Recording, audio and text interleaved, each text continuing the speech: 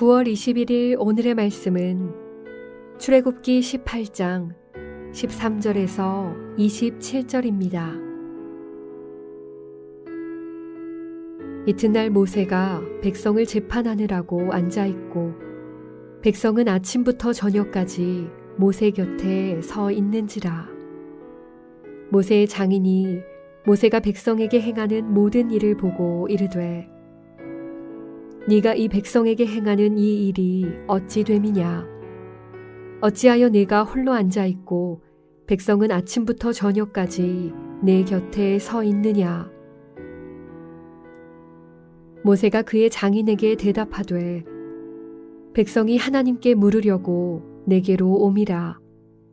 그들이 일이 있으면 내게로 오나니 내가 그 양쪽을 재판하여 하나님의 율례와 법도를 알게 하나이다.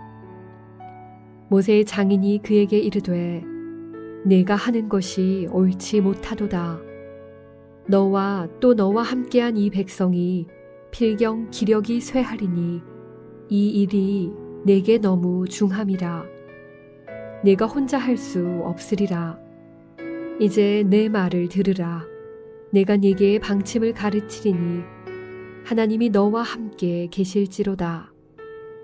너는 하나님 앞에서 그 백성을 위하여 그 사건들을 하나님께 가져오며 그들에게 율례와 법도를 가르쳐서 마땅히 갈 길과 할 일을 그들에게 보이고 너는 또 온 백성 가운데서 능력 있는 사람들 곧 하나님을 두려워하며 진실하며 불의한 이익을 미워하는 자를 살펴서 백성 위에 세워 천부장과 백부장과 50부장과 10부장을 삼아 그들이 때를 따라 백성을 재판하게 하라.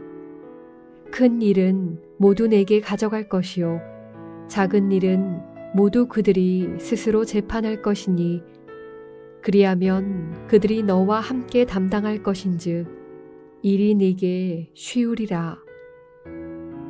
내가 만일 이 일을 하고 하나님께서도 내게 허락하시면 내가 이 일을 감당하고 이 모든 백성도 자기 곳으로 평안히 가리라. 이에 모세가 자기 장인의 말을 듣고 그 모든 말대로 하여 모세가 이스라엘 무리 중에서 능력 있는 사람들을 택하여 그들을 백성의 우두머리 곧 천부장과 백부장과 50부장과 10부장을 삼음에 그들이 때를 따라 백성을 재판하되 어려운 일은 모세에게 가져오고 모든 작은 일은 스스로 재판하더라.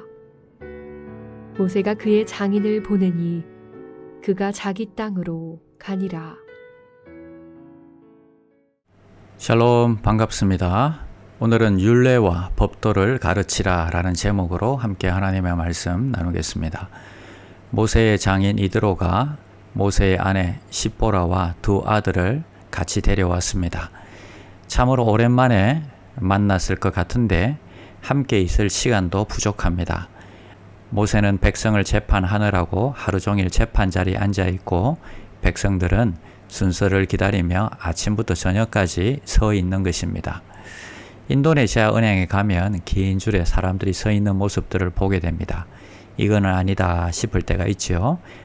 아마 이드로의 눈에도 이것은 아니다 싶었던 것 같습니다. 그래서 그는 그대가 이 백성에게 행하는 일이 어찌 됨이냐, 어찌하여 내가 홀로 앉아있고 백성은 아침부터 저녁까지 내 곁에 서 있느냐, 이렇게 이드로는 문제점을 지적해 주었습니다. 그러나 문제만 지적한 것이 아니라 개선해야 되는 방법까지도 제시해 줍니다. 첫 번째는 율례와 법도를 가르쳐서 스스로 판단하게 하라는 것입니다. 20절 그들에게 율례와 법도를 가르쳐서 마땅히 갈 길과 할 일을 그들에게 보이고 이스라엘 백성들에게 변화가 일어났습니다. 삶의 문제가 발생하면 하나님의 뜻이 무엇인지 알기를 원했습니다. 그래서 모세에게 가지고 와서 1대1로 물어보는 것입니다. 그런데 그 숫자가 너무 많습니다. 모세가 다 감당할 수 없는 상태인 것입니다. 그래서 이드로는 백성들에게 율례와 법도를 가르쳐서 스스로 그 길을 행하고 판단하게 하라는 것입니다. 미리 문제가 생기는 것을 방지하게 한 것입니다. 문제를 예방하는 것이 가장 지혜로운 방법일 것입니다. 두 번째는 지도자들을 동력자로 삼아 함께 짐을 나누라 하는 것입니다. 21절 너는 또 온 백성 가운데서 능력 있는 사람들 곧 하나님을 두려워하며 진실하며 불의한 이익을 미워하는 자를 살펴서 백성 위에 세워 천부장과 백부장과 50부장과 10부장을 삼아 그들이 때를 따라 백성을 재판하게 하라. 큰 일은 모두 내게 가져갈 것이요 작은 일은 모두 그들이 스스로 재판할 것이니 그리하면 그들이 너와 함께 담당할 것인즉 일이 내게 쉬우리라. 일을 쉽게 하는 방법이 무엇입니까? 불의한 이익을 미워하는 자, 즉 정직하게 판결할 수 있는 자들을 세워서 재판을 나누어서 하라 하는 것입니다. 말씀을 배웠고 그 말씀대로 살기를 원했지만 스스로 판단할 수 없는 문제가 발생하면 먼저 10부장, 그 다음 50부장, 100부장, 1000부장의 순서를 거치게 하고 그래도 안 되면 모세가 판결하는 것입니다. 이처럼 조직이 커지면 커질수록 리드가 필요하고 또 조직적으로 모든 것이 짜여져야 하는 것입니다. 그리고 그들이 마음껏 사역할 수 있도록 도울 수 있는 시스템들이 필요한 것입니다. 일에 붙이는 일들이 생기면 또 그 위에 있는 리더들이 도와줄 수 있어야 하는 것입니다. 자, 세 번째는 능력 있는 리더가 되라 하는 것입니다. 리더의 자격에 대해서 이야기하고 있습니다. 21절 너는 또 온 백성 가운데서 능력 있는 사람들 곧 하나님을 두려워하며 진실하며 불의한 이익을 미워하는 자를 살펴서 백성 위에 세워 천부장과 백부장과 50부장과 10부장을 삼아. 본문에는 능력이 있는 사람들을 리더로 세우라고 하십니다. 첫 번째는 하나님을 두려워하는 자입니다. 두 번째는 진실하며 세 번째는 불의한 이익을 미워하는 자를 세워서 일하게 하도록 조언하였습니다. 당시 10부장은 6만 명, 50부장은 12,000명, 100부장은 6,000명, 1000부장은 600명이었다고 합니다. 사실 모세가 천부장 600명을 다스리는 것도 쉬운 일은 아니었을 것 같습니다. 출애굽기 18장은 이드로의 장이라고 해도 될 만큼 이드로의 아름다운 행적을 그대로 보여주고 있습니다. 어떤 문제만 지적한 것이 아니라 해결책까지 제시하면서 좋은 장인으로, 좋은 멘토로 섬기는 모습을 보여줍니다. 우리도 이드로와 같이 나이가 들면 들수록 더 성숙해지고 다 좋은 멘토들이 되시기를 축복합니다. 기도하겠습니다. 하나님 감사합니다. 문제를 볼 때 비난하기보다는 해결책을 제시하는 좋은 멘토가 되게 하여 주시옵소서. 성도들이 스스로 하나님의 말씀으로 세워지고 우리의 삶을 그 말씀으로 살아갈 수 있도록 축복하여 주시옵소서. 하나님의 말씀을 잘 배우고 훈련할 수 있는 환경들도 세워갈 수 있도록 도와주시옵소서. 예수님의 이름으로 기도드립니다. 아멘. 나는 죽었습니다. 제가 주인이 아니고 예수님이 저의 주인이십니다. 예수님은 십자가에서 죽으시고 부활하셨습니다. 부활하신 예수님을 가슴으로 만나서 따라가며 간증합니다.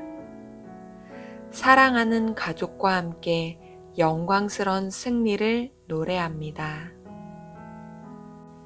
나는 죽었습니다. 제가 주인이 아니고 예수님이 저의 주인이십니다. 예수님은 십자가에서 죽으시고 부활하셨습니다.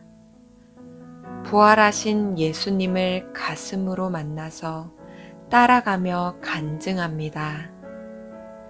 사랑하는 가족과 함께 영광스러운 승리를 노래합니다. 나는 죽었습니다. 제가 주인이 아니고 예수님이 저의 주인이십니다. 예수님은 십자가에서 죽으시고 부활하셨습니다. 부활하신 예수님을 가슴으로 만나서 따라가며 간증합니다. 사랑하는 가족과 함께 영광스런 승리를 노래합니다. 나는 죽었습니다. 제가 주인이 아니고 예수님이 저의 주인이십니다. 예수님은 십자가에서 죽으시고 부활하셨습니다. 부활하신 예수님을 가슴으로 만나서 따라가며 간증합니다. 사랑하는 가족과 함께 영광스런 승리를 노래합니다. 나는 죽었습니다. 제가 주인이 아니고 예수님이 저의 주인이십니다. 예수님은 십자가에서 죽으시고 부활하셨습니다. 부활하신 예수님을 가슴으로 만나서 따라가며 간증합니다. 사랑하는 가족과 함께 영광스런 승리를 노래합니다.